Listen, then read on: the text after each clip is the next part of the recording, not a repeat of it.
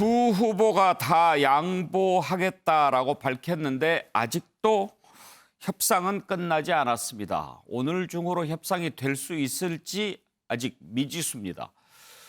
안철수 후보 국민의힘의 요구를 받아들이겠다. 그러면서 22일까지는 단일화를 해야 한다라고 제안을 했습니다. 한때 오세훈 후보 측에서는 안철수 후보가 양보한다고 하지만 어떤 안을 받겠다는 건지 혼란스럽다 이런 반응도 나왔는데 결국은 거의 동시에 상대방 제안을 모두 수용하겠다라고 밝혔습니다. 지금 실무 협상이 진행 중인데요. 제대로 협상이 되고 있는지 궁금합니다. 먼저 이 내용부터 한번 살펴보겠습니다. 네 분 패널 소개하겠습니다. 신경민 전 국회의원, 차지원 부산가톨릭대 특임교수, 정택은 전 국회의원, 현근택 전 더불어민주당 상근 부대변인 나오셨습니다. 어서 오십시오. 네, 안녕하세요. 안녕하세요. 정택은 의원 혹시 지금 협상 소식 좀 들은 게 있습니까? 지금 더 진척된 내용은 듣지 못했고요. 예. 다만 이제 오후 3시를 넘어서면서 오세훈 후보도 안철수 후보 쪽에 협상안을 다 받겠다라고 공식적으로 발표하고 그 문제에 대해서 김종인 비대위원장과 통화도 했는데 별 거부감이 없었다라고 예. 이제 발표가 됐기 때문에 지금 안철수 후보 쪽에서는 지금 내일하고 모레 사이에 여론조사를 해서 22일 중에는 끝내자 이런 생각을 갖고 있고 국민의힘 쪽에서는 지금 다음 주 월, 화 중에 지금 하자고 얘기가 나와서 대략 아마 오늘 논의를 시작하면 예. 아마 그 양쪽의 협상안이 합치가 되지 않겠는가. 그리고 만약에 실무적인 문제가 그래도 걸림돌이 있다고 그러면 지금 상황에서는 오세훈, 안철수 후보 둘 다 단일화에 대한 강력한 의지를 보이면서 양보를 하겠다고 얘기했기 때문에 실무진과 후보가 같이 모인 사이에서 오늘 밤, 늦어도 내일 오전까지는 마무리되지 않을까 이렇게 보여집니다. 그러면은 오늘이나 내일 중으로 협상이 되면 여론조사 곧바로 실시할까요? 그거 여론조사 날짜까지, 근데 지금 여론조사 날짜라는 게 딱 지금 하루 차이거든요. 하루 차이여서 어차피 지금 내일 바로 여론조사 들어가기는 쉽지 않을 것 같고 하게 되면 일요일 날 오후하고 월요일 날 하거나 또는 예. 당초에 국민의힘이 얘기했던 월요일, 화요일 하거나 하는 거기 때문에 제가 보기엔 뭐 큰 어려움은 없을 텐데 아마 빨리 들어가도 일요일 날 오후 정도가 여론조사가 시작되지 않겠는가 이렇게 보여집니다. 그래요. 그런데 차지원 교수 지금 두 후보가 다 동시에 양보를 했는데 네. 협상이 마무리가 안 되는 이유가 좀 궁금합니다. 일단 뭐 지금 제가 생각했을 때 오늘 두 후보의 움직임을 보면서 떠올린 그 이 정치권의 격언이 있습니다. 예. 첫 번째는 흩어지면 죽는다는 예. 거예요. 그렇기 때문에 사실 이 집 단일화되지 않고 삼자 구도로 가서는 안 된다. 그런 측면 때문에 상당히 그러니까 이 양쪽에서 상당한 정치적 압박을 느꼈던 것 같아요. 그래서 지금 사실 그 이 양 후보들 입장에서 본다고 한다면 사실은 뭐 오늘 후보 등록 마감까지는 이루지 못했지만 좀 더 빨리 단일화를 하는 것이 상대적으로 앞으로 향후 여러 가지 국면을 봤을 때 유리하다고 생각을 해서 오늘 뭐 지금 후보 등록 시점은 넘기지만 지금 공식 선거 운동이 시작되는 25일 이전에는 빨리 어떤 식으로든 마무리 짓겠다는 그런 의지가 상당히 예. 반영됐다는 겁니다. 그리고 또 하나의 격언이 뭐냐면 이기는 게 지는 것이, 그러니까 지는 게 이기는 거라는 거죠. 그러니까 이 본인이 그러니까 어느 쪽이든 상당히 그 어느 한쪽이 많이 양보를 하는 모습을 보여줌으로써 그러한 부분들이 향후 여론조사에 자신에게 유리한 결과를 갖고 올 예. 것이라는 정치적 셈법이 작용했다는 겁니다. 그렇기 때문에 지금 사실 가장 큰 이 두 후보의 의견 차이가 이 지금 그러니까 여론조사를 하는데 무선 전화 100%로 할 것이냐 아니면 국민의당은 그렇게 주장을 한 거고요. 그리고 지금 국민의힘에서는 유선 전화, 집 전화 10%가 들어가야 된다는 주장이었는데 이걸 서로 다 양보를 하겠다고 하기 때문에 그러니까 지금 뭐 오세훈 후보 입장에서는 100%가 무선 전화로 하자는 거고 그 지금 안철수 후보 입장에서는 집 전화 10% 넣어도 관계 없다는 입장이기 때문에 이 부분에 대한 게 수도 새로운 하나의 또 의견 차이가 됐기 때문에 이걸 어떻게 조율할 것이냐 부분이 남아 있는데 제가 생각해서는 만약에 두 쪽의 입장이 그렇게 한다고 합의점을 찾으려고 하면 그러면 이 무슨 조사는 한 95%로 하고 유선조사는 한 5% 정도로 하는 뭐 그런 식의 타입점도 저는 이루어질 수 그게 있는. 이해가 안 갑니다. 예? 당초에 안철수 후보는 무선만 하자. 예, 무선만 하자고 오세훈 그랬죠. 후보는 유선하자 그러지 않았습니까? 예, 예. 그런데 오세훈 후보가 무선 100% 받아들이겠다라고 예. 하고 안철수 후보도 유선하자 그러면 유선하겠다라고 하는데 서로 자기들이 요구했던 것을 받아들이겠다고 하는데 그 바뀐 조건을 가지고 또 협상을 할 게 뭐가 있나요? 아니 그러니까 지금 앞서도 제가 말씀드린 것처럼 지는 사람이 이기는 게임이처럼 참. 이렇게 게임 양상이 흘러가다 보니까 이제는 그러니까 양보하는 쪽도 그 어느 정도 자기의 그 몫을 더 많이 양보하는 모습으로 비칠 수밖에 없는 상황이라고 한다면 이 부분도 결국은 타입이 이루어질 수밖에 없지 않겠냐는 것이 제 결론이라는 겁니다. 잠깐 좀 보충해서 예. 설명을 드리면은요. 지금 이제 크게 봐서는 이제 여론조사 문구를 어떻게 할 것인가. 그래서 이제 경쟁력 한쪽 여론조사에서 경쟁력을 하고 한쪽 여론조사에서는 적합도를 조사를 하는데 요 문구에 대한 뭐 세부적인 조정 문제가 하나 남아 있고요. 지금 말씀하신 것처럼 지금 유선 전화를 넣을 것인가 말 것인가 할 문제는 사실은 두 후보가 둘 다 고집하지 않겠다고 하기 때문에 그건 실무적으로 정하면 되는 문제이기 때문에 그래서 제가 봤을 때는 실무진들은 그래도 자기 후보들한테 조금이라도 유리한 방식으로 택할 가능성이 높거든요. 그래서 저는 일단 실무진들이 합의가 되면 거기서 이제 바로 진행하면 되고 지금은 두 후보 모두 다 통 크게 양보하는 마음으로 단일화에 임하겠다라는 것들을 국민들한테 보였기 때문에 만약에 실무진이 뭔가 계속 혼란이 벌어지고 있다면 후보가 입회하에 정리를 하게 되면 뭐 늦어도 내일 오전까지는 끝나지 않겠는가 이렇게 보여집니다. 예. 두 후보 측이 서로 양보하겠다고 하는데 그 발언 내용 한번 들어보시죠. 김종인 위원장과 오세훈 후보가 요구한 단일화 방식을 수용하겠습니다. 제게 불리하고 불합리하더라도 단일화를 조속히 이룰 수만 있다면 감수하겠습니다. 제가 이기는 것보다 야권이 이기는 게 더 중요하고 단일화에 대한 국민 약속을 지키는 것이 더 중요합니다. 단일화를 조속히 마무리 지어 28일 투표용지 인쇄 전날이 아닌 25일 공식 선거 운동일부터 단일 후보가 나서도록 해야 합니다. 유선 전화를 포함시켜달라는 요구를 수용하겠다 이 말씀을 드립니다. 퍼센트는 몇 퍼센트로? 그거는 실무 협상단에서 아마 논의가 좀 필요하지 않겠는가 이렇게 생각을 합니다. 국민의힘이 저희한테 제시했던 그 요구했던 방안은 가상 대결이 아닌 경쟁력 조사를 하고 거기에 유선 전화 10%를 포함시켜달라 이 조건이었습니다. 그 기자회견 내용과 그 직후에 있었던 안철수 후보 측의 협상팀장이시죠. 이태규 사무총장님의 백브리핑 내용을 듣고 제가 좀 이해할 수가 없었습니다. 종합을 해보면 새롭게 협상의 재개를 요청한 정도에 불과할 뿐이지 저희 안을 다 받아들인다는 표현을 안철수 후보께서 쓰셨는데 어떤 안을 100% 받아들인다는 것인지가 오히려 불투명해졌습니다. 그 이태규 팀장이 그동안 그런 행태를 여러 번 해왔다는 보고를 받았는데 오늘이 그 결정판입니다. 백브리핑 내용에서 제가 들어보니까 경쟁력 부분은 받겠다. 그러니까 적합도는 어디로 사라져버렸어요. 또 그새. 그리고 유무선 비율도 협상하겠다 그러세요. 그러니까 뭘 받은 게 아닙니다. 그래서 안 후보님의 수용 정도가 어디까지인지가 지금 불투명한 상태입니다. 오세훈 후보가 말씀하신 경쟁력과 적합도를 각각 50%씩 반영하되 조사 방법도 응답자에게 적합도, 경쟁력 중 한 항목씩만 물어보자는 제안에 김종인 위원장께서 추가로 요구하시는 유선전화 10%를 포함시키는 것이 당의 입장이라고 합니다.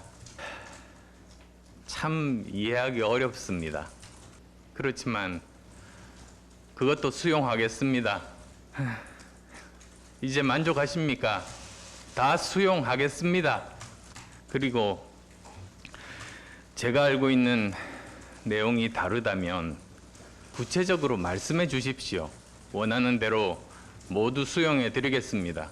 저는 마음을 비웠습니다. 오직 정권 교체를 바라는 국민 여러분, 서울 시민만 보고 가겠습니다. 예, 신경빈 의원, 아까 차지원 교수가 지는 게 이기는 거다 그런 표현을 썼는데 지금 다 받아들이겠다, 내가 양보하겠다 하는 것도 앞으로 있을 여론조사를 의식한 그런 제안일 수 있다 이렇게 봐야죠. 글쎄 뭐 훈수를 하는 입장 아니면 객관적으로 옆에서 보는 입장에서 바라보면은 언제 여론조사를 어떻게 하는 것이 가장 유리한가를 놓고 지금 안철수 후보와 오 후보가 싸우고 있는 국면이고요. 예. 단일화는 저는 뭐 일찍부터 된다고 보고 있고 얼마나 시끄럽겠습니까라고 예측을 했는데 지금 그런 국면이고요. 결국은 1차 데드라인을 넘길 수밖에 없는 게 오 후보의 상승 국면이 지금 있거든요. 예. 그 상승 국면에서 여론조사를 하는 것은 일단 좋지 않고요. 안 후보 입장에서. 그리고 또 하나는 수용과 양보랄지 이런 굉장히 뭐라고 그럴까요? 아주 관대한 입장. 그리고 이 정권 교체밖에 나는 바라는 게 없다고 이렇게 얘기하는 굉장히 불타는 의지를 보여주는 것이 1%라도 더 얻을 수 있는 지금 여론조사에 좋은 국면을 깔고 있다고 보여지고요. 그런 점에서 봤을 때 1차 데드라인을 넘기는 것이 지금 맞다고 보는 거겠죠. 1차 데드라인에 저는 뭐 될 거라고는 생각을 안 했습니다만은 2차 데드라인이 투표지 인쇄 전이냐 아니면은 선거 운동이냐라는 것 가지고 여러 가지 얘기가 있었는데 결국 지금 2차 데드라인을 25일 선거 운동으로 잡았기 때문에 그 전에는 뭔가 결론을 날 수 있을 것으로 보이고요. 궁극적으로 봐서는 서로 지금 양보 경쟁을 하고 있는 모습을 보이는데 사실은 예상됐던 모습이기도 합니다. 예. 자, 오늘 있었던 양보 경쟁 한번 정리를 해보면요. 오전에 안철수 후보가 모든 것을 받아들이겠다 이렇게 양보를 했죠. 그랬는데 오세훈 후보가 뭘 양보하겠다는 건지 잘 모르겠다 그렇게 얘기를 했고요. 그리고 안철수 후보가 아니 이건 이렇게 되는 거 아니냐 그렇게 설명하라고 약간 진통이 있었는데 오후 4시 전후 3시 30분 전후로 다시 두 후보가 동시에 받아들이겠다, 수용하겠다 이렇게 입장을 밝힌 겁니다. 안철수 후보 발언까지 들어봤는데요. 오세훈 후보 입장도 들어왔습니다. 한번 들어보시죠. 안철수 후보가 제안한 무선 100%를 받아들이겠습니다. 유선을 제외하고 무선으로 조사하는 것을 제가 양보하고 전격 수용하겠다는 것입니다. 이 결정은 또 하나의 바보 같은 결정이 될지도 모르겠습니다. 하지만 저는 서울시장을 탈환하여 정권 교체의 교두보를 마련하라는 국민의 지상명령을 따르겠습니다. 예, 오늘 두 후보의 양보 발언이 나오기 전까지만 해도 후보 등록 마감일인 오늘까지 협상이 안 되면서 단일화 어려워지는 게 아니냐 그런 전망이 나오기도 했습니다. 국민의힘 측에서는 일단 계속 협상을 하겠다라고 하면서 24일을 데드라인으로 정했고요. 국민의당 쪽에서는 29일까지도 어려울 수 있다 이런 전망이 한때 나오기도 했습니다. 한번 들어보시죠. 25일에 선거 운동이 시작됩니다. 선거 운동을 두 사람이 동시에 하는 상황은 최악의 상황이기 때문에 3월 24일까지는 무조건 단일화를 해야 합니다. 그러면 24일까지 넘겨버리면 사실상 무산이라고 봐도 되는 겁니까 그러면? 투표 용지 인쇄를 3월 29일에 합니다. 그때까지 되면 되기는 되는데 단일화 되어 본다 한들 효과는 많이 줄어들 겁니다. 두 분이 단일화는 틀림없이 한다고 누차 국민들에게 약속했기 때문에 끝내 자기들 유리한 조건들을 주장하면서 단일화가 되지 않는다면 두 분 다 국민들로부터 큰 비난을 받을 겁니다. 안심번호를 통한 후보자 경선 과정은 법과 시행령에 의해서 관리가 되고 있기 때문에 필요한 기간들이 있는데 네. 여론조사 기간 개시일을 정하고 그 개시일로부터 10일 전에 안심번호 신청을 해야 합니다. 오세훈 후보가 29일 투표용지 인쇄 전에 네. 단일화를 하겠다라고 했는데 그렇죠. 이 공직선거법과 시행령에 규정된 이 10일이라는 기간을 고려를 하면 예. 29일 투표용지 인쇄일까지 단일화된 후보를 선출하는 것이 물리적으로 아주 어려운 그런 상황에 있습니다. 현근택 부대변인 지금 네네. 권은희 의원 얘기를 들어보면 안심번호 뭐 이런 문제가 있으면 여론조사 협상 오늘 뭐 이렇게 합의를 했다고 해도 바로 못할 수도 있는 건가요? 제가 보기엔 저거는 약간 압박용인 것 같아요. 왜 그러냐면 보통을 하면은 그러니까 만약에 19일까지 하기로 했으면 그 전에 쓸 거. 안 쓰면 이거 다시 폐기해야 되거든요. 근데 아마 29일 날 전에 쓸 것도 아마 다 받아놨을 거예요. 예. 기본적으로는 그렇게 합니다. 왜냐하면 안 될 경우도 있잖아요. 저렇게 이게 안심번호 못 받아가지고 여론조사 못한다. 그래서 단일화 못한다. 이 정도까지는 제가 보기에 정당이 그렇게 허술하지는 않고요. 예. 제가 보기에는 뭐 압박용인 것 같은데 제가 봐도 사실은 이제 형님 먼저 아우 먼저 하고 있잖아요. 어찌 보면 이제 내가 좀 더 대승적으로 양보했어 이런 건데 제가 보기에 이 싸움에서는 안철수가 조금 유리한 것 같아요. 제가 보기에 왜냐하면 물론 이제 실제 다 양보하지는 않았지만 양보했다는 얘기를 몇 번 했거든요. 그거에 대해서 사실은 그 오세훈 후보는 약간 따라가는 입장이 있어요. 거기에는 이제 김종인 비대위원장에 대한 변수가 있기 때문에. 근데 오늘 어찌 보면 그거를 약간 넘은 것 같아요. 결국은 선거 과정에서 후보가 중요한데 오늘 제가 보기에 가장 중요한 건 오세훈 후보가 그 김종인 비대위원장의 그 어떤 뭐랄까요? 뭐 방해는 아니지만 그 뭐 이렇게 승인을 받아야 되는 그거를 좀 뛰어넘었다. 결국은 후보 대 후보로 하는 게 제일 맞거든요. 근데 그래도 어쨌든 안철수 후보가 약간 득점 포인트는 더 있지 않을까 개인적으로는 그렇게 좀 보고 있습니다. 예. 어제 협상이 결렬되고 후보 등록 전 단일화가 사실상 무산되면서 김종인 위원장을 비난하는 목소리가 당 안팎에서 많이 터져 나왔죠. 이 부분 한번 살펴보겠습니다. 도대체 김종인 위원장은 단일화 의지가 있는 거냐, 오히려 걸림돌이 되고 있다, 이런 비판들이 많이 쏟아졌습니다. 특히 국민의힘의 김무성 전 의원 그리고 홍준표 무소속 의원 전부 다 김종인 위원장이 단일화를 방해하고 있다, 걸림돌이 되고 있다, 이렇게 비판했습니다. 이재호 전 의원 그리고 김문수 전 지사도 그랬고요. 다만 조영원 원내대표 김종인 위원장 책임이라고 단정하면 안 된다라고 하는데 김종인 위원장 과연 그렇다고 볼 수 있을까요? 김종인 위원장을 비판했던 목소리를 한번 들어보시죠.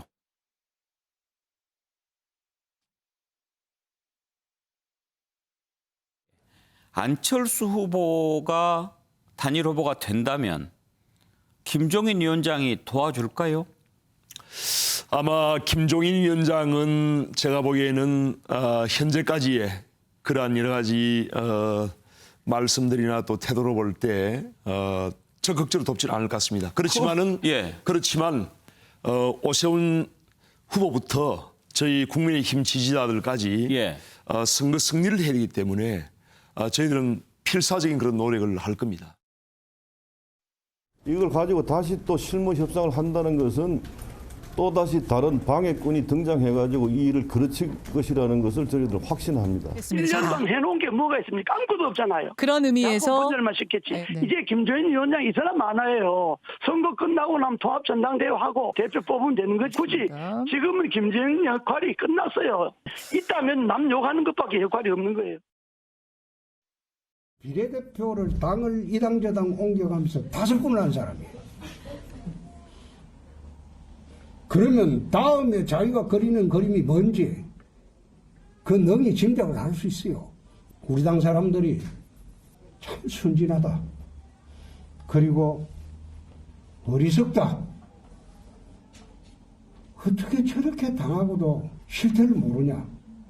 국민의힘 대선 후보라는 사람들이 왜 지금 1, 2%에 머물고 있는가. 지금은 마이크를 독점하는 것은 김종인이야. 80 넘은 할배가 나와서 다른 사람 말 못하게 하고 자기 말만 하니까 다른 사람이 일어설 기회가 전혀 없는 거야. 예, 국민의힘 중진 원로라고 할 수 있는 그룹들에서 김종인 위원장 비판이 거셉니다. 차정 교수, 예. 왜 김종인 위원장을 향해서 저렇게 공격을 하는 걸까요?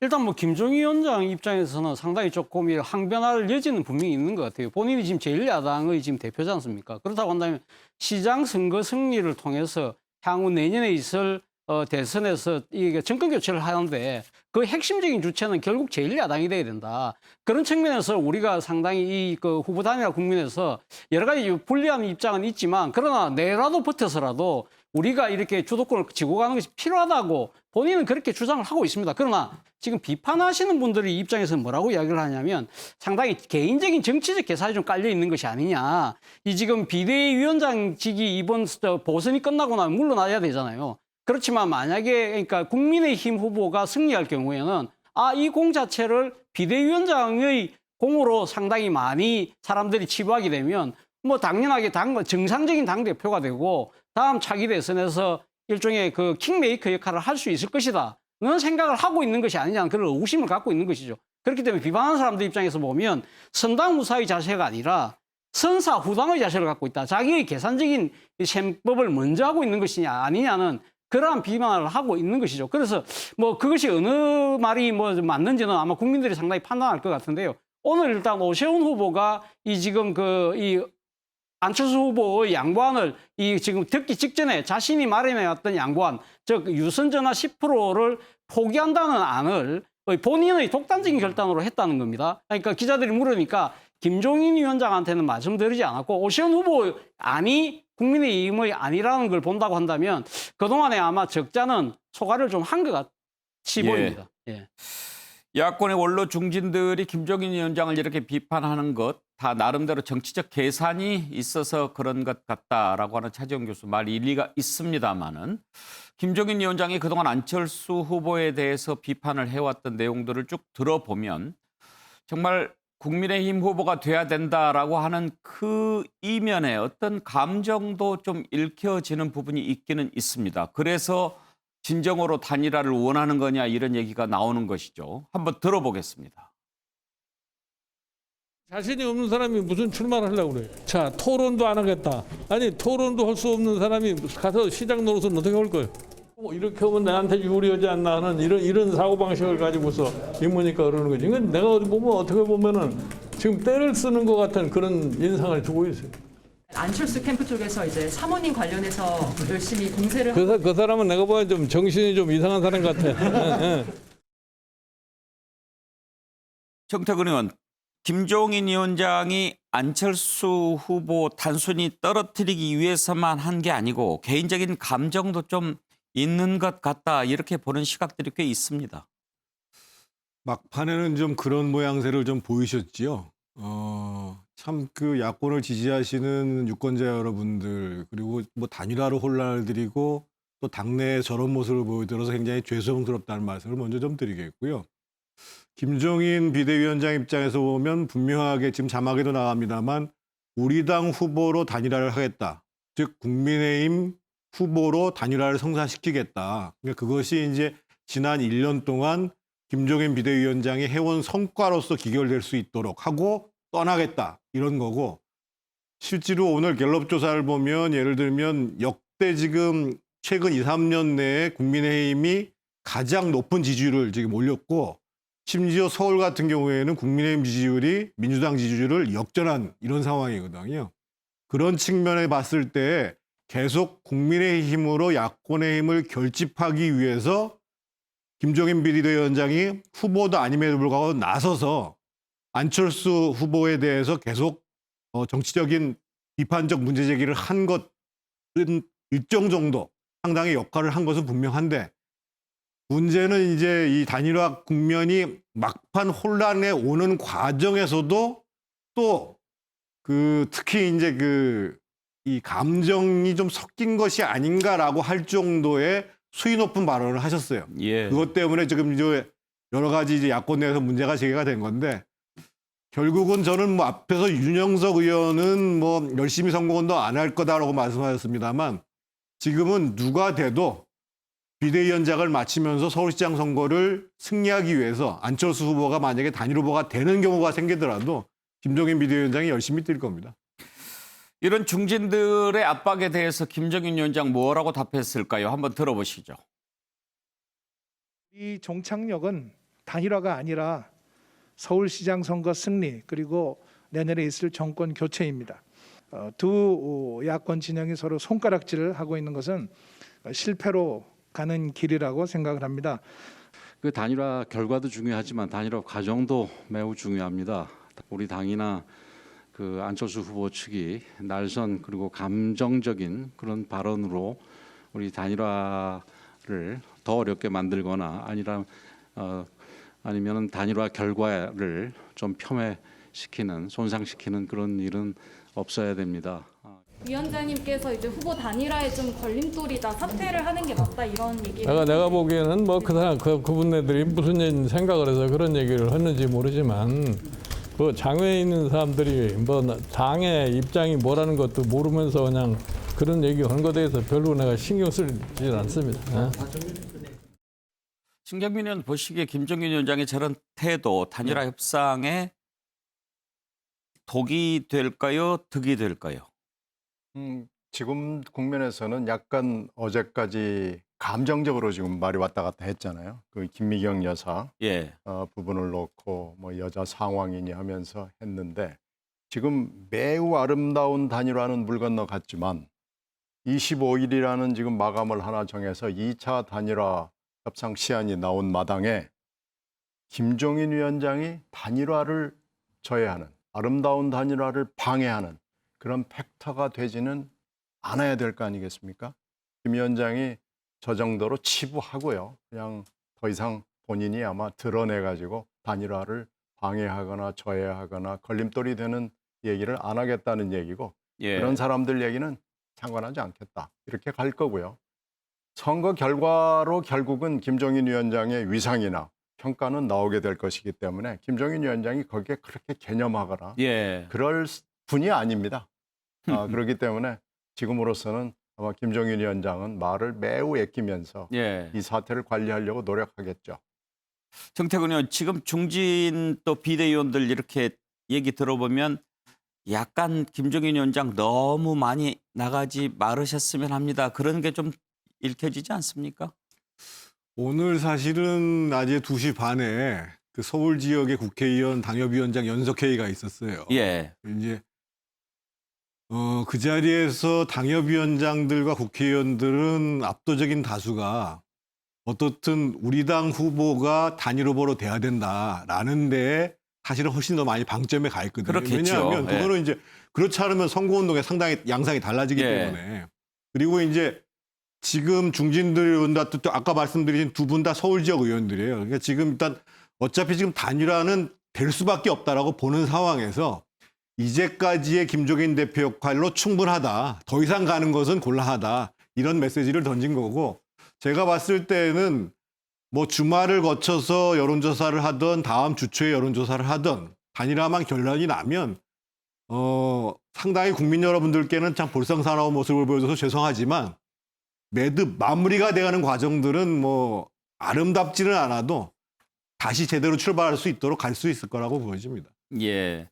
차정 교수 전망을 한번 들어보고 싶은데요. 이제 두 후보가 서로 양보하면서 단일화될 가능성이 조금 높아졌지 않습니까? 뭐 저는 뭐 단일화 될 거라 봅니다. 그러면 안철수 후보가 단일 후보가 됐을 때 국민의힘이 김종인 위원장이 얼마나 도와줄까?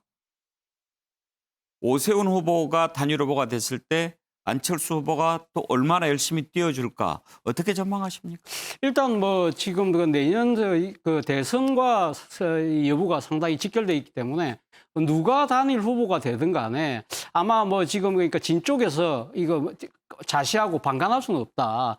지금 내년에 더 큰 싸움을 위해서라도 자신이 뭔가 좀 적극적인 역할을 하는 모습을 보여야 될 그러한 상당히 정치적인 압력이 상당히 클 수밖에 없다는 것이죠. 그렇기 때문에 김종인 비대위원장 같은 경우도 만약에 안철수 후보 쪽으로 단일화된다 하더라도 아마 지금 안철수 후보가 같은 유세차를 타지는 않는다 하더라도 약간은 동선을 달리하면서도 저는 뭐 그러니까 도와주지 않을까 하는 생각이 들고요. 예. 역으로 안철수 후보도 만약에 자기가 지고 오세훈 후보가 됐을 경우에는 본인 입장에서는 또 내년 대선을 또 바라볼 수도 있는 측면이 분명히 남아 있잖아요. 그렇다고 한다면 여기서 뭔가 불씨를 살리기 위해서라도 아마 적극적으로 헌신하고 도와주는 모습을 보이지 않을까라는 생각을 해봅니다. 예. 뭐 꼭 서울시장 얘기를 빼더라도 정권 교체 뭐 이런 목소리를 높이는 장으로 삼을 수도 있겠지요. 네. 예. 그런데 형은택 부대변인 네. 이게 날짜에 따라서 단일화 효과가 조금씩 달라질 수 있지 않겠어요? 그러니까 지금 후보 등록을 한 사람 딱 단일화해서 정해놓으면 아예 그 후보 이름만 올라갈 텐데 일단 두 사람이 다 오늘 등록을 하니까 용지에는 두 사람 이름은 다 나오지 않습니까? 그렇죠. 그리고 이제 투표용지 인쇄하기 전에 29일 날 전까지 이제 단일화가 되면 사퇴한 후보 옆에 이제 사퇴 표시가 되는데 네. 일단은 이름이 나오게 되니까 네. 저것도 아무래도 조금 효과가 좀 줄어들 거고 또 무엇보다도 그 전에 선거운동이 25일 날 시작이 되잖아요. 그러면 선거운동 안 할 수는 없는 거고 어떻게 보면 그 뒤에 단일화하면 각자 막 그 운동을 하면서 또 낭비하는 그런 요인도 좀 생기는 거 아니겠어요? 그렇죠. 지금 말씀처럼 근데 아마 투표용지 전에 그 사퇴를 하면 사퇴라는 문구를 쓰기 때문에 그 대부분 이제 무효표가 나오는 경우는 별로 많지 않습니다. 투표용지 인쇄 이후에 사퇴하는 경우가 문제되는 것이고. 근데 아마 어쨌든 25일 사실은 많은 사람들이 투표용지까지 가겠네 생각한 거거든요. 근데 이제 25일 전으로 데드라인 잡았고 아마 제가 보기에는 이제 주말에 하느냐 주중에 하느냐도 있으면 아까 지금 말씀처럼 일요일 날 하고 월요일 날 하고 이러면 이제 서로 공평하거든요. 그러니까 저는 뭐 될 거라고 보는데 근데 이게 저희 이제 민주당 입장에서는 굉장히 이제 선거운동 하기가 애매해진 상황이 된 거죠. 네. 왜냐하면 이게 모든 언론이 다 이 단일화에만 관심을 갖고 있다 보니까 뭐 박영선 후보도 뭐 열심히 뛰고 있거든요. 근데 별로 이제 주목을 못 받고 있는 거예요. 그러다 보니까 답답한 상황인데 저는 오히려 민주당 입장에서는 단일화가 빨리 되는 게 낫다 오히려. 그래서 이제 25일부터 만약 선거운동 들어가면 2주 동안 선거운동 하는 거거든요. 그 동안에는 그래도 좀 선거운동해서 언론에서 좀 관심을 가져줬으면 좋겠다 이런 생각하고 있습니다. 예. 자, 그러면 민주당 한번 살펴보겠습니다.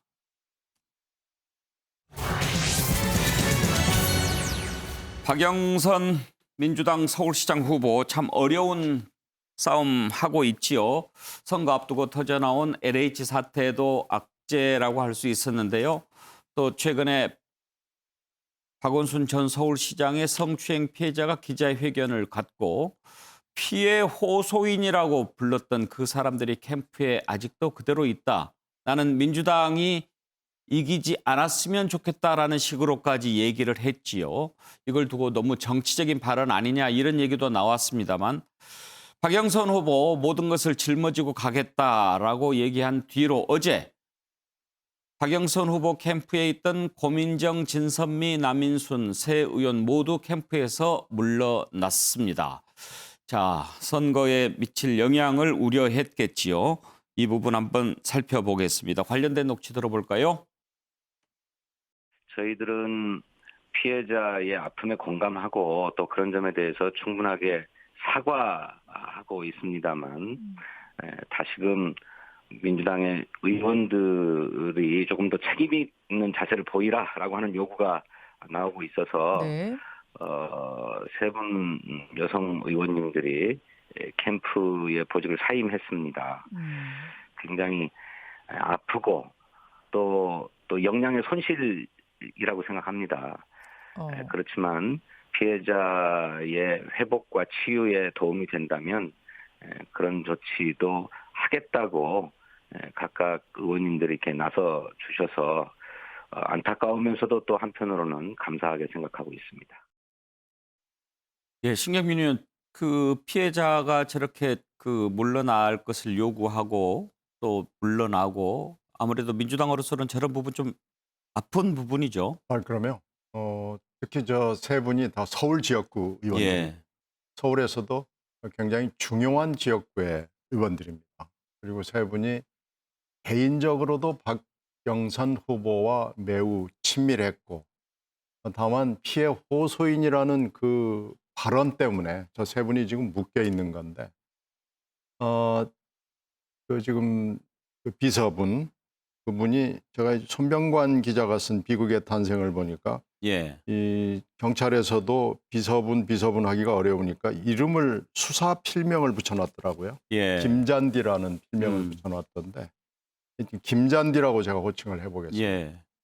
이 김잔디 씨의 이 기자회견은 사실은 상당히 오래전에 예고가 돼 있었습니다. 그리고 저런 포맷으로 하겠다. 얼굴을 카메라에 공개하지는 않겠지만 그 자리에 나와서 얘기를 하겠다라고 공개가 돼 있어서 어떤 얘기가 나올 것인가라고 굉장히 촉각을 곤두세웠는데 예상보다도 훨씬 센 얘기가 나온 거예요. 그 피해 호소인으로 불렀던 의원들의 거취를 얘기를 한 겁니다. 그리고 징계까지도 얘기를 하고 그래서 캠프 안에서 뭐 굉장히 격론이 있었고요. 여러 가지 의견과 이견이 있었습니다만은 세 분 의원들이 우리가 물러나는 것이 현 단계에서 맞겠다. 이렇게 결론을 내려서 물러난 겁니다. 예. 그래서 반응이 조금 늦게 나온 것 같죠? 그렇죠. 예. 이게 굉장한 격론이 있었습니다. 예. 이게 물러날 수 있느냐 없느냐 아니면은 후보가 결정을 해야 되느냐 본인들이 결정을 해야 되느냐라는 여러 가지 이 과정과 절차를 놓고도 여러 가지 있었는데 세 분 의원들이 일단 받아들인 것이고 그 결정을 존중해야 된다고 저는 생각합니다. 현근택 부대변인 특히 이제 피해자 입장에서는 그런 얘기도 했습니다만 그런 생각을 했을 것도 같아요. 만약에 박영선 후보가 서울시장이 되면 아무래도 같은 민주당의 서울시장이기 때문에 내가 다시 복귀해서 일하는데 어려움이 있지 않겠느냐 그런 걱정을 하는 것 같은데 박영선 후보가 그 부분에 대해서 확실하게 얘기를 했지요. 그러니까 결국은 뭐 사과도 하고 용서도 했는데요. 아마 가장 그 중요한 부분이 이제 일상으로 복귀 문제인 것 같습니다. 복귀 문제도 저는 뭐 여러 가지 방법은 있다고 봐요. 이분이 뭐 비서실에 계속 일하라는 건 아니고요. 서울도 워낙 뭐 산하단체 기관이 많거든요. 결국은 아마 지금 6층 사람들하고 결국은 부딪히게 되지 않겠느냐 아니면 뭐 다시 이제 저는 뭐 그건 정당의 문제는 아니라고 봐요. 왜냐하면 뭐 사실은 지금 아까 책 얘기도 나왔습니다만 그런 사람들과 이렇게 결국은 안 부딪히는 게 가장 좋거든요. 다른 데서 일하는 저는 뭐 충분히 방법은 찾을 수 있다라고 보고 근데 지금 아마 이제 이 선거 국면에서 선거 이제 막 시작하기 직전에 이게 나오다 보니까 물론 뭐 이분이 뭐 어떤 의도가 있었는지 모르겠지만 LH 때문에도 굉장히 힘든 선거인데 이게 어찌 보면 이제 본선 가면 아마 야당이 굉장히 공격할 포인트였거든요. 어차피 원인 제공하지 않았냐인데 이게 벌써 나와버려가지고 민주당 입장에서는 뭐 이래저래 굉장히 이제 곤란한 선거가 되고 있는 상황입니다. 예. 정태근 의원 이 문제를 민주당이 지금 풀어나가는 방식 그러니까 물러나라 그래서 지금 관련된 새 의원 이제 캠프에서 빠져나왔고 이렇게 지금 대응을 하고 있는데 그 대응에 대해서는 어떻게 평가하십니까? 많이 늦었고요. 사실은 국민들 입장에서 보면 납득하기가 어렵습니다. 왜 그러냐면은요. 오늘 사실은 국가인권위원회, 문재인 정부와의 국가인권위원회가 소위 직권조사, 이 성추행에 대한 직권조사 결정문을 보면 구체적인 이 성추행 사실들이 나와 있어요. 그런데 이미 수개월 전에 성추행이 분명하다라고 얘기를 했음에도 불구하고 집권당에서 아무런 조치를 취하지 않았단 말이죠.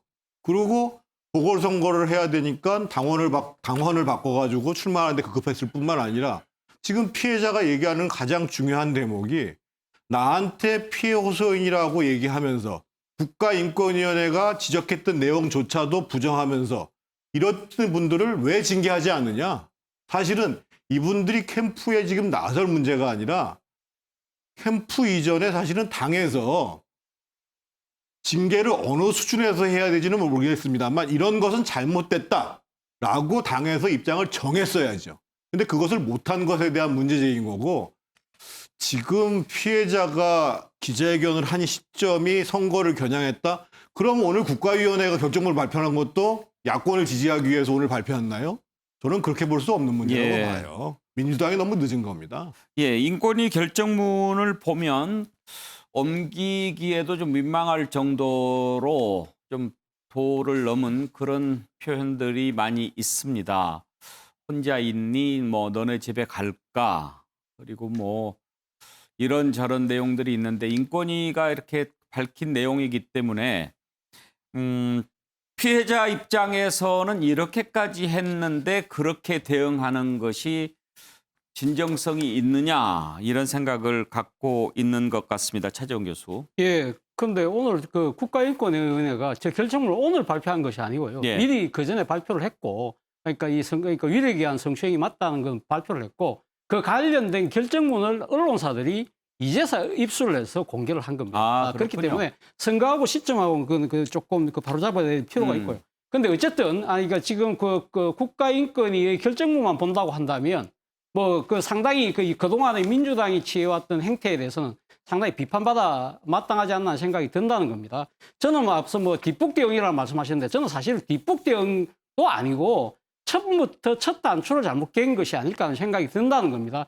이번 선거가 왜 생겼습니까? 그러니까 지금 이 현직 서울시장의 성비 때문에 생겼다고 한다면 이 부분에 대해서 민주당이 이 사실을 너무 좀 간과했던 것이 아닐까. 예. 이와 관련된 당헌을 개정하는 과정에서 당내에서 압도적인 찬성 여론이 되니까 이 지금 성비에 대한 이 심판 여론 이 부분을 조금 간과를 한 것이 아닐까 하는 생각이 든다는 겁니다. 그렇기 때문에 아예 그러니까 이 지금 피해 여성에 대해서 피해 호소인이라고 주장을 함으로써 상당히 그 비판 여론을 자초했던 그런 분들을 이 선거 캠프에 아예 넣어서는 안 되는 것이죠. 그것이 사실은 이번 선거에 임하는 민주당의 진정한 자세를 보여줄 수 있는 부분인데 예. 이제는 바로 잡는다고는 하지만 사실 그럼에도 불구하고 박영선 후보 입장에서는 상당히 딜레마는 여전히 있을 것 같아요. 박영선 후보 입장에서는 이 지금 성비 비판 여론도 상당히 신경을 써야 되지만 또 하나는 뭐냐면 박원순 전 서울시장에 대한 신원론 일종의 억울함이 있으니까 네. 풀어줘야 된다는 지지층의 강력한 요구도 있거든요. 그러나 승리를 하기 위해서는 어차피 집토끼보다는 산토끼를 잡아야 되잖아요. 그렇다고 한다면 민주당이 그러니까 꼭 선거 전략뿐만 아니라 이 잘못된 부분은 잘못된 거라고 솔직히 받아들이고 거기에 대해서 반성과 그러니까 개선의 정을 보이는 그런 모습이 저는 좀 더 나은 선거 전략이 아닐까 생각을 해봤습니다.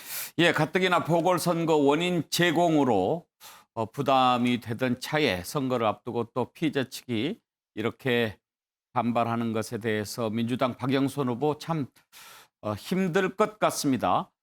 분위기를 좀 바꿔보려고 했을까요? 서울시장이 되면 서울 시민들에게 재난지원금 10만 원씩 지급하겠다 이런 공약을 내놓았습니다. 한번 들어보시죠.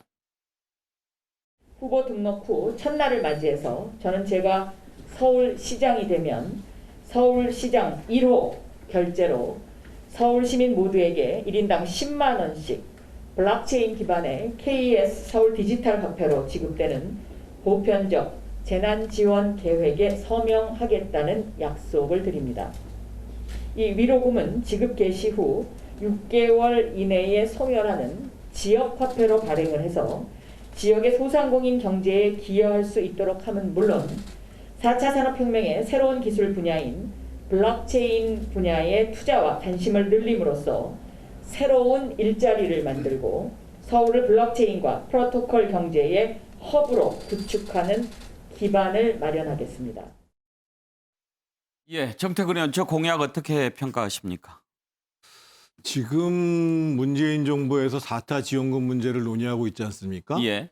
그런데 정부에서조차도 지금 보다도 피해를 받은 계층에 대해서 특히 자영업자, 소상공인 또는 거기에 통계에 잡히지 않는 분들까지를 포함해가지고 보다도 두껍게 하자. 그래서 보편적 재난지원금 문제를 후퇴를 시켰어요.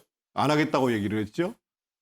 그런데 지금 갑자기 박영선 후보가 다시 10만 원씩 재난지원금을 하면서 명분을 이 재난지원금이 어떻게 사용되는지를 구체적으로 확인하기 위해서 한다.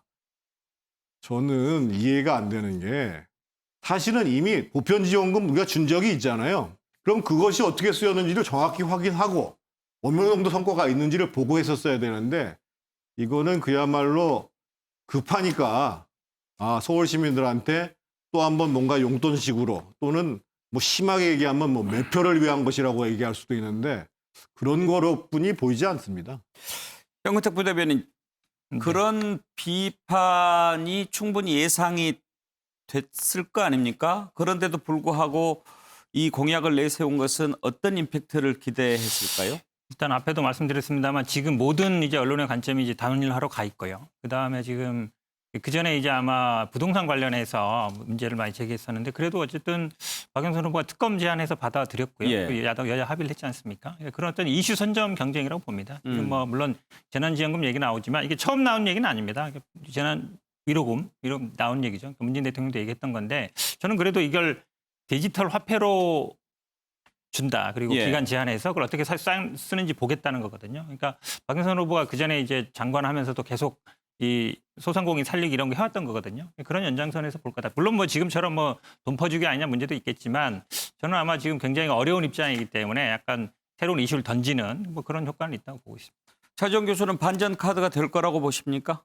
저는 뭐 사실 뭐 큰 반전 카드는 되지기 어렵지 않을까 생각을 합니다. 이미 경기도 같은 경우는 벌써 좀 10만 원씩 줬지 네. 않습니까? 그렇기 때문에 서울 시민들 입장에서도 이번 선거 과정에서 이런 것이 있겠거니 나름대로 은근히 기대를 하고 있었기 때문에 그리고 아마 모르긴 몰라도 지금 야권의 후보가 누가 될지 모르겠지만 된다고 하면 그분도 저는 공략할 가능성이 상당히 크지 않을까. 그렇다고 한다면 이 파괴력 자체는 많이 상쇄될 것이라는 생각이 듭니다. 예. 신경민은 지금 그 민주당은 박영선 후보 지원하기 위해서 서울시에 49명 국회의원인가요? 모두 다 뭐 본부장 맡고 그렇게 거당적으로 원내외가 있죠. 예. 원내외가 원내에 참 그 지역위원장들이 원내외가 다 있어서 지역위원장 내지는 현역위원 포함해서 전부 다 가 있고요. 전직의원들도 많이 가 있고 지금 지방의원들도 좀 가 있고요.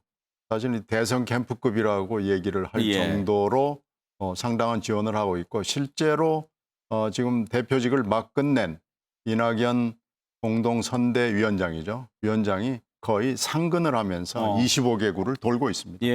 그래서 아마 굉장히 센 선거운동이 아마 결정적으로 여러 가지 국면에서 벌어질 가능성이 있습니다. 그러면 박영선 후보가 내놓은 저런 공약은 사실 당의 공약이다 이렇게 볼 수도 있지 않겠습니까? 그렇죠. 당과의 협의를 거쳐서 하는 거고요. 특검도 제안을 하기 전에 당과 얘기를 해서 나온 것이고요. 청와대와 교감이 있었는가에 대해서는 제가 말씀드리기 어렵습니다만은 충분한 공감대가 있었다 이렇게 말씀드릴 수 있습니다. 네. 박영선 후보의 서울시민 10만 원 공약까지 살펴봤습니다. 부산으로 가보겠습니다. 박형준 국민의힘 부산시장 후보가 살고 있는 LCT 아파트 파문이 확산되고 있습니다.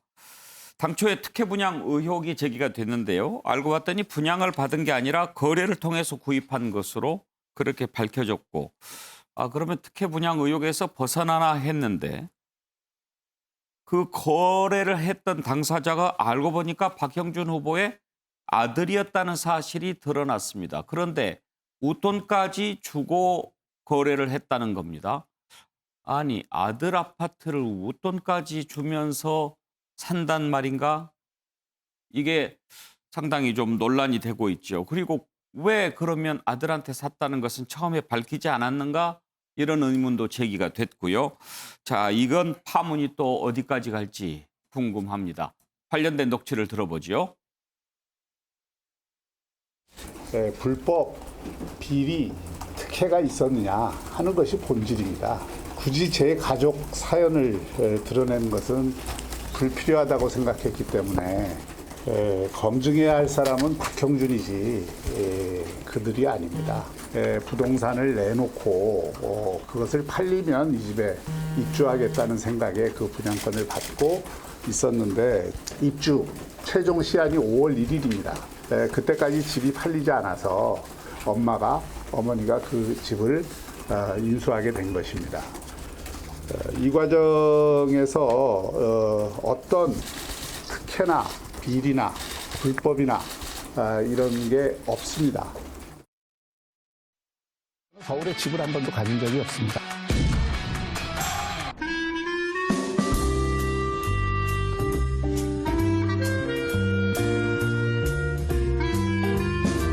아들에게 20억짜리 고가 아파트를 매입한 거래가 정상 거래라고 주장을 합니다. 속아 웃을 일입니다. 아쉽게도 MB 아바타 오세훈, 박형준 후보는 시장이 될 자격이 부족한 것 같습니다. 저 씨가 아들의 아파트를 매입할 때 1억 원의 웃돈을 줬다고 합니다. 아들이 최초 분양자 이모 씨에게 준 웃돈은 700만 원에 불과했습니다. 박 후보는 아들이 아파트 잔금을 못 치러서 어머니가 산 것이라고 해명했습니다. 그러면 1억 원 프리미엄은 도대체 왜 붙은 겁니까? 예, 자 부산시장 선거인데요. 부산을 잘 아는 차재용 교수한테 좀 물어봅시다. 예. 먼저 그 LCT 아파트라고 하는 곳 예. 말이죠. 저 예. 아직 가서는 보지 못했는데 네. 화면으로 보면 해운대 전망이 이렇게 딱 보이는 곳에 지어진 정말 고급 좋은 아파트. 위치에 있죠. 예. 옛날 뭐 한국 콘도를 기억하시는 분들은 있을 겁니다. 예. 그 한국 콘도 자리에 그걸 허물고 거기다 또 군사 그 국방부 부지까지 수용을 해서 이 지금 해운대에 체류형 관광 이 리조트를 만들겠다는 식으로 해서 이게 원래 그 허가가 났던 것이죠. 그렇기 근데 때문에 아파트가 됐습니까? 지금 세 동이 있거든요. 한 동이 호텔과 비롯한 리조트형 타워고 나머지 그러니까 수익성을 담보하기 위해서 2동 타워가 더 올라갔는데 그거는 아파트 주거용으로 올라간 겁니다. 바로 이 주거용이 허가 나는 과정에서 여러 가지 특혜 시비가 있었고 그 관련된 것 때문에 이 사업을 추진했던 이영복 씨가 이를 비롯해서 당시 현기한 정무수석, 당시 해운대구청장을 지냈던 배덕강 의원 이런 분들이 12명이나 구속 기소가 됐던 거죠. 분양을 어떻게 했는데요? 분양은 일단 2015년도에 정상적인 분양을 했다고 합니다. 그러나 그때 당시 워낙 고가고 그때만 해도 부동산 가격이 그렇게 좋지 않고 그리고 또 이 건설 주체인 이영복 사장이 일단 이영복 회장이죠. 이영복 회장이 일단 그 구속되어 있는 상태고 하니까 사람들이 약간은 이거 될까 이런 생각이 있었기 때문에 상당히 미분양이 많았다고 그래요. 그렇기 때문에 아마 지금 뭐 계약한 사람들 같은 경우 그렇기 때문에 미분양 상태이기 때문에 내가 이걸 갖다가 특혜 분양을 받을 이유가 없다고 이렇게 주장들을 하시는 거예요. 예. 근데 지금 문제가 되고 있는 이 지금 두 채의 지금 아파트잖아요. 네. 그러니까 이 공교롭게도 지금 아래 위층인데 지금 이 박영준 후보의 지금 같이 살고 계시는 분이 그 전 남편하고 난 아들과 딸인데 그 두 아들과 딸이 공교롭게 같은 날 두 채의 아파트를 구입했다는 겁니다. 그런데 구입을 해서 그중에서 아들이 갖고 있던 아파트를 박영준 후보의 부인, 그러니까 자기 엄마, 그러니까 친모에게 팔은 것이죠. 잠깐요. 예. 가정사라서 예. 좀 물어보기가 죄송한데 잠깐 혼란이 있으니까 박형준 후보가 재혼을 했습니까? 예, 재혼을 했죠. 그리고 지금 재혼한 부인도 재혼입니까? 예, 재혼을 했죠. 예. 그렇기 때문에 그러니까 지금 박영준 후보는 이 재혼 과정의 이런 아픔을 이런 걸 다 드러낼 수가 없기 때문에 내가 해명을 제대로 못했다고 지금 주장을 하고 있는데 지금 그 민주당에서 오늘 이야기하는 부분은 뭐냐면 어떻게 똑같은 그러니까 아파트 그 고가의 아파트를 이 최초의 분양자로부터 피를 하나는 500만 원, 하나는 700만 원을 더 주고 구입을 했는데 어떻게 나란히 이렇게 같이 이렇게 받을 수 있었을까? 그리고 이걸 지금 이 박영준 후보의 부인이 아들로부터 사들인 것은 지난해였거든요. 지난해 한 21억인가를 주고 샀는데 지금 시세가 한 40억 가까이 된다고 하니까 그러니까 이거 막대한 지금 시세 차익을 얻을 수밖에 없는 상황이고 그 밑에는 또 딸이 살고 있으니까 그 두 채만 하더라도 뭔가 좀 이상한 거 아니냐. 그리고 오늘 민주당이 중요한 부분을 이야기했던 부분은 이영복 회장이 잡혀 들어가고 난 뒤에 지금 이 건설을 추진하는 또 다른 이모 씨가 있습니다. 이 이모 씨가 소위 말하는 영포라인이다. 옛날 이명박 정부 때 이상덕 그 부의장하고 가까이 있던 포항 출신의 사람이 이 사람이 지금 그 회사가 있는데 이 사람의 관계가 뭔가 조금 석연치 않다. 그 추가 의혹을 지금 제기해 놓은 상태입니다. 현근택 부대변인. 네, 조금 추가하면요. 그러니까 처음에 이제 아마 이게 특혜 분양이다 그러니까 박영준 후보가 난 분양받은 거 아니다. 산 거다. 이렇게 얘기한 거라니에요. 그리고 아까 말씀처럼. 근데 이게 문제의 핵심은 분양이냐 매매냐가 아니라 특혜냐 아니냐예요. 왜냐면 실제로 이렇게 뭐 누구한테 줄 때도요. 처음부터 직접 주지 않습니다.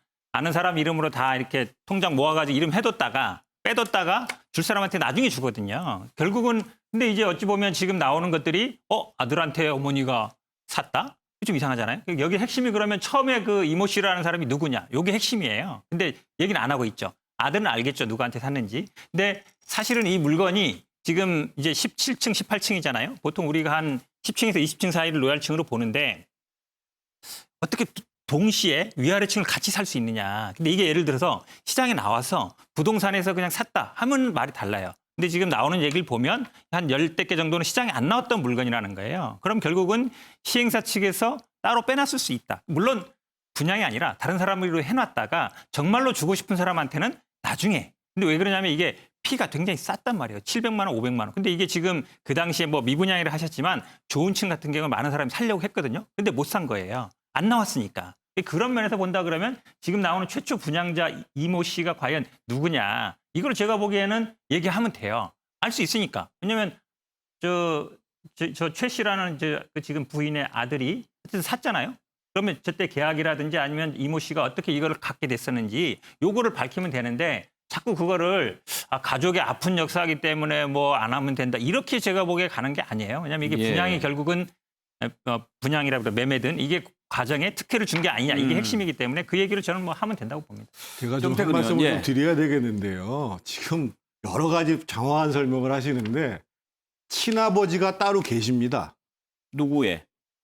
지금 그 집을 구입한 그 아들의 최 씨의 친아버지가 따로 계시고 네. 그 딸의 친아버지가 따로 계셔요. 예. 그러니까 박형준 후보가 이 가정사가 다 이렇게 드러나서 그런데 아니 친아버지가 계신 자기 부인의 아들 그 문제를 사실은 이렇게 해라 저렇게 해라 거기서 재산을 어떻게 만들었는지 이것을 지금 얘기한다는 것 자체가 저는 상식적으로 납득이 안 가고 제가 알기로는 그 친아버지도 상당히 규모 있게 사업하시는 분이고 그리고 지금 저 집을 처음에 살라고 했었던 그 최모 씨라는 그 부인의 아들 그분도 사실은 사업을 하시는 분이고 그래서 사실은 집을 마련했다는 거 아니에요? 그래서 그것에 대해서 무슨 특혜가 있었는지 없었는지는 앞으로 좀 따져볼 필요가 있어요. 저는 이미 LCT 관련해 가지고 수차례 조사가 돼서 11명이 구속이 되고 지금도 재판이 진행되고 있는 사람도 있습니다만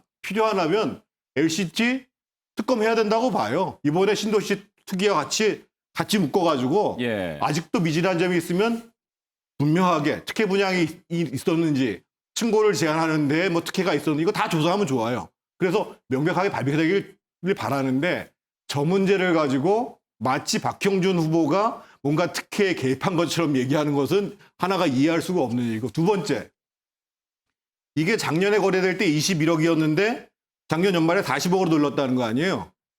이거를 누가 한 거예요? 문재인 정부가 한 거 아니에요. 문재인 정부가 부동산 정책을 잘못해가지고 1년 사이에 20억 하던 아파트를 40억 만드는 게 누구냔 말이에요. 문재인 정부 아니에요. 그 얘기를 안 하고 그것 때문에 박형준 후보가 특혜를 받았다? 이게 어떻게 가능한 얘기냔 말이에요. 저 얘기를 하려면 왜 이렇게 부동산 값이 뛰었는지에 대해서 정말 국민들한테 정말 머리 숙여서 사죄를 해야 돼요. 말씀드리면요. 이 당시에 아마 최초 분양 당시에 박형준 후보가 그 당시 국회 사무총장이었습니다. 권력이 있던 사람이었죠. 그리고 이게 아마 지금 뭐 자꾸 뭐 검찰 얘기하시는데요. 지금 원래 나오지 않습니까? 특히 분양받았던 명단들이 있었다. 부산에서 쉽게 얘기하면 힘 있는 사람들은 거의 다 여기 분양받았단 말이에요. 쉽게 얘기하면. 그 명단들이 나왔는데도 제대로 수사가 안 됐던 거죠. 올린 거 얘기하는 거예요. 그걸 얘기하는 게 아니에요. 자꾸 지금 부동산 값을 얘기하는데 그게 아니라 이게 어떤 경우로 이 사람이 이게 분양을 갖게 됐느냐, 매매를 하게 됐느냐 이걸 얘기하는 거예요. 현재 시가 물론 뭐 이득을 받은 것도 맞겠지만 그걸 얘기하는 게 아니거든요. 근데 자꾸 엉뚱한 소리 하는 거죠. 제가 아까 말씀드렸잖아요. 그럼 최초에 샀던 저 사람이 누구냐. 그걸 얘기하면 돼요. 그걸 얘기 안 하잖아요. 그게 중요하다는 거죠. 제가 한 말씀만 더 드려야 되겠는데요. 이 사업이 노무현 정부에서 시작돼가지고 이명박 정부 때 지지부진하다가 박근혜 정부 때 본격적으로 진행이 됩니다. 그래서 2013년에 착공을 해가지고 2015년에 분양을 하고 2017년부터 입주하기 시작을 합니다. 그래서 박근혜 정부 말기에 검찰한테 제대로 수사해라 얘기를 했었고 그 당시에 정의당을 제외하고 모든 정당에서 특검하자고 그랬어요. 그런데 특검 안 진행됐어요. 지금 민주당에서 이 문제를 제기하려면 아니 그럼 그동안에는 국회의 압도적인 다수당인데 왜 이 문제를 제기 안 했냔 말이에요. 왜? 실제로 박형준 후보가 개인적으로 이 문제와 관련해서 지금 그 부인의 아들, 딸 이 사람들과 사실은 직접적으로 연결할 수 없는데 지금 선거 문제가 제기됐기 때문에 한 거예요. 그래서 제가 아까도 말씀드리는 게 그렇게 당당하시면 지금이라도 검찰 동원해서 다시 전면적으로 수사하시라니까요. 사실은 이게 사실은 부산에서는 굉장히 오래된 이슈입니다. 한두해 된 얘기 아니거든요. 알겠습니다. 계속 오래된 이슈이기 때문에 하여튼 그걸 어느 정부의 문제가 아니라요. 지역의 문제예요. 근데 그 지역에서 어쨌든 나온 문제이기 때문에 이슈가 되니까 지금 이슈가 제가 되는 좀 거예요. 다른 얘기로 정리를 하려고 합니다. 이 선거를 치르다 보면 이 집안 가정사, 재산, 하여튼 다 이렇게 드러나야 되죠. 그래서 정치하면은 이혼하겠다는 그런 부인들도 있고. 이 문제는 어떻게 풀어야 해결이 된다고 보십니까? 지금 현재 민주당에서 그 대책위원회가 구성이 돼서 모르겠어요. 지금 폭로를 하겠다는 것이 아직 팩트가 좀 더 남아 있다고 제가 얘기를 조금 전에 들었습니다. 그래서 이거 아마 금방 안 될 것 같은데요. 더 보고 이거 아마 특검까지도 가야 될 것 같고 이 문제가 선거가 끝나고 나서도 쉽게 끝날 것 같지가 않다는 생각이 들고요. 제가 이 문제에 배덕광 의원하고 같은 상임위에 있었는데 배덕광 의원도 뭐 앉으면 이 얘기를 하는데 억울하다는 거죠. 근데 어느 날 보니까 구속이 돼가지고 그 상임위에서 자리가 없어져 버렸어요. 그래서 그런 걸로 봐서는 이 문제는 아마 들여다보면 들여다볼수록 이게 어디로 튈지도 모르는 굉장히 심각한 이거 지역의 문제입니다. 이건 중앙정부까지 가기는 저는 아니라고 보고요. 지역의 문제고요. 이 선거에 또 다시 불거져 나온 건데 어느 순간에 정리해야죠.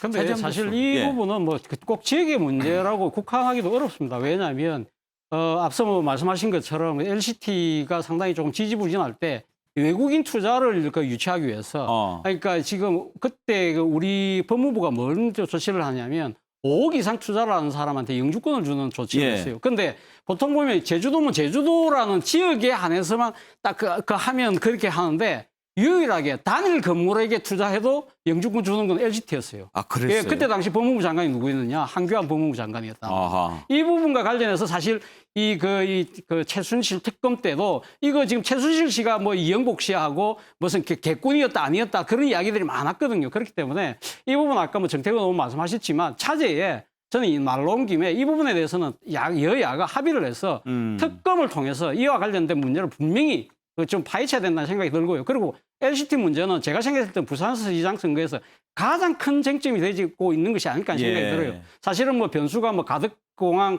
뭐 특별법이라는 이런 것보다도 어떻게 보면 이 부분에 대해서 박영준 후보도 지금 제기된 의혹에 대해서 진짜 명명백백하게 밝힐 필요가 있는 것이고요. 민주당도 상당히 뭔가를 주장하려고 하면 제대로 된 근거를 갖고 이야기를 해야지 오히려 자칫하면 역풍을 맞을 수 있다는 것이죠. 근데 박영준 후보가 그 아파트를 구입한 게 작년이라면서요. 그런데 그 상당히 비싼 아파트지 않습니까? 그렇죠.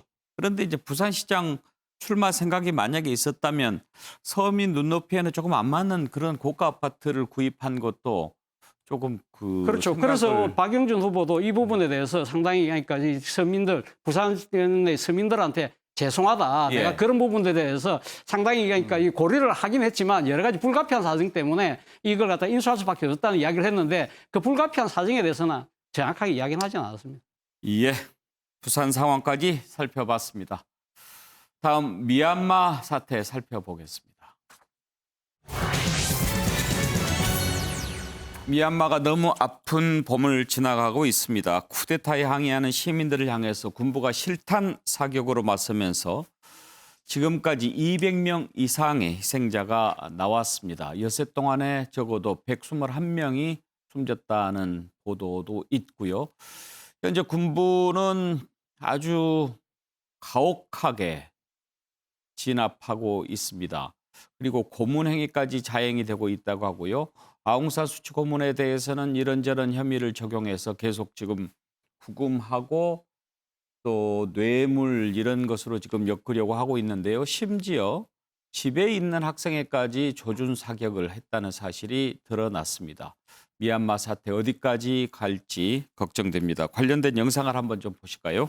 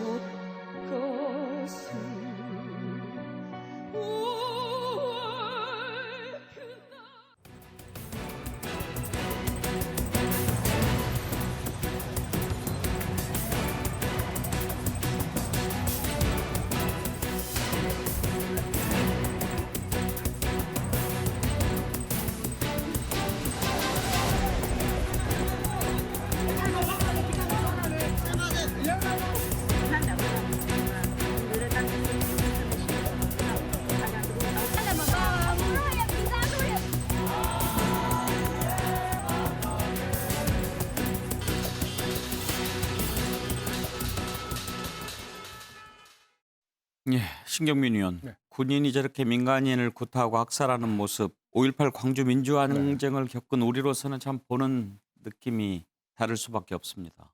그렇죠. 근데 지금 거기 이 상황을 보면은요. 지금 여기에 화면에는 소개가 안 돼 있습니다만은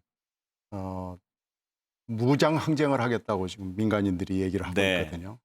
이것은 상당히 심각한 문제고 지금 이 미얀마 사태의 추이로 봐서는 그렇게 될 가능성이 굉장히 높습니다.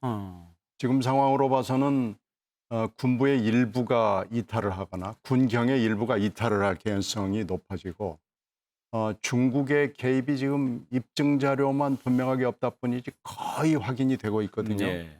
그러면은 미국이나 영국이 미얀마와 깊숙한 관계를 맺고 있는 이 두 나라가 가만히 있을 수 없는 상황으로 지금 가고 있습니다.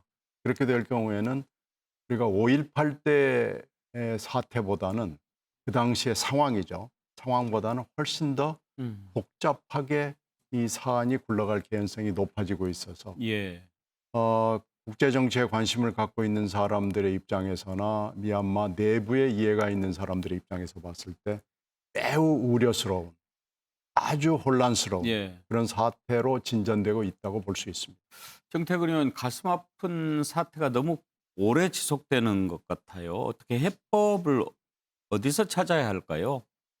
지금 말씀하신 것처럼 중국이 실질상 개입을 하지 않는다고 한다면 사실은 유엔에서 평화유지군 같은 것을 파견하는 것이 방법이죠. 예. 근데 이제 그러게 되면 지금 것처럼 말씀하신 것처럼 중국과 미영 등의 전면적인 갈등으로 발전하기 때문에 못하고 있는 상황이거든요. 그런데 우리 5.18 민주항쟁보다도 훨씬 저기는 심각한 상황으로 갈 수밖에 없는 게 지금 이미 소수민족을 중심으로 해가지고 지금 이제 무장투쟁들이 벌어지고 있는 상황이고 그다음에 이제 소위 아웅산 수지 여사 측을 중심으로 한 쪽에서 이렇게 이 무장조직과 연대할 수밖에 없다라는 판단이 내려지면 이게 내전 상태로 돌입한다는 건데 지금 우리나라의 지금 지정학적인 환경하고 다르게 이 미얀마 같은 경우에는 사실상 그렇게 되면 전 곳곳에서 사실은 이제 이 무력 충돌이 벌어진다고 봐야 되거든요. 예. 그러면 결국은 엄청난 국민들이